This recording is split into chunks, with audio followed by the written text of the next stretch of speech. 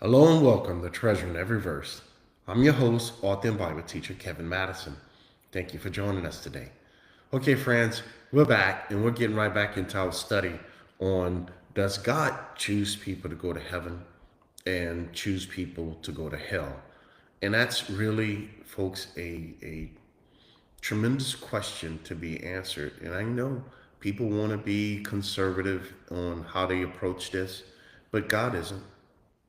I mean, he flat out tells us exactly what he's doing. He doesn't mince words. And I'm going to prove that to you this morning. Now, lately we've been going through everything we see here, essentially this right here. Every single believer who will ever believe in God, each one of those are called. Each one of us are elect by God, chosen by God for his purpose and the glory of his great name. I'm not doing it because of us. He told us in Ephesians 1 why he did it. All right. Now, here's the difference. Every human is born unholy. Every human is born in another kingdom, fallen and can't get up. However, these people who are called, these people who are elect, God determines to redeem them, meaning God pays the penalty. There's a penalty, the righteous requirement of the law. The righteous requirement of the law is what? The soul that sin, it must die. No exceptions. So, Christ came in human flesh. Christ came to do what? To pay the penalty for put your name there, sins. Christ came to pay the penalty for my sins. Did God take Kevin's sins and put them on Christ, where Christ now have my sin? No, that's blasphemy. Christ is holy, undefiled, separate from sinners. He's God, friends. He can't have sin. So what did God do? God made him what the Bible calls a propitiation, a satisfactory payment. God took the punishment for my sins and punished Christ as if Christ committed my sins. That's why I cannot be punished anymore. Why not? Because Christ took my punishment. The only reason God doesn't kill me right now, the only reason God doesn't cast Kevin into hell right now, because that would be double jeopardy. Christ paid for my sins, all of them, past, present, future. Every single one. God punished Jesus because Jesus is God. God punished Jesus as if Jesus committed my sin. That's what he did. Now, that's what's caused us to be redeemed. Your prayer had nothing to do with your redemption, folks. Your confession has nothing to do with your redemption. Your belief in Jesus have nothing to do with your redemption. Nothing. This payment and only this payment is what caused God and allowed God to redeem anyone. And this is where people get all twisted, friends. This is where these false gospels cause people to not understand the truth about what God actually did.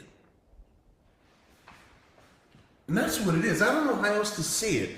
Because if it's not the true gospel, then it's a false gospel. So let me show you what actually happened according to the book. Look at it right here. He tells you this in plain English or in plain words, since some of you don't speak English. But now, the righteousness that only comes from God, it is God's righteousness, not yours. How can you get it? You can't. In order to get this kind of righteousness, you know how? The only way to get it is that yours have to be equal with God's in every way. You have to be equal with God in holiness. You have to be equal with God in righteousness. You have to be equal with God in justice. Do you understand that? Are you equal with God? No, then you don't have God's righteousness. You have your own. Now, yours may be better than mine. You may be living a better life than Kevin. But what in the world does that do with God? Nothing. J. Vernon McGee used to tell a story. J. Vernon McGee was a very, very good Bible teacher. They used to play this game called Who Can Jump the Furthest from California to Hawaii? So they used to get a running start on the beach, and everybody would just jump as far as they can once they get to the water's edge, and jump as far as they can into the water to see who can jump to Hawaii. Now, there was some that jumped 1 foot, some that jumped 5 feet, and some may be lucky enough to jump 10 feet. But guess what? No one was able to jump all the way to Hawaii. So while you may be better than I am, and I applaud you for that, you and I both still fall short of reaching Hawaii, where God's righteousness is located. So you can't get there by doing anything. There's a righteousness that comes from God that is absolutely, positively apart from anything that anyone can do. You see that? God says, my righteousness is so far away from yours that it is apart from the works of the law. The witness to this, to prove it to you, God says, I have two. Remember what he said? You need 2 or 3 witnesses to establish a certain truth before God. God gives us 2. What's the 2 witnesses? The law. The law? Yes. The law says you can't keep it. The first and greatest law and command that God gives is what?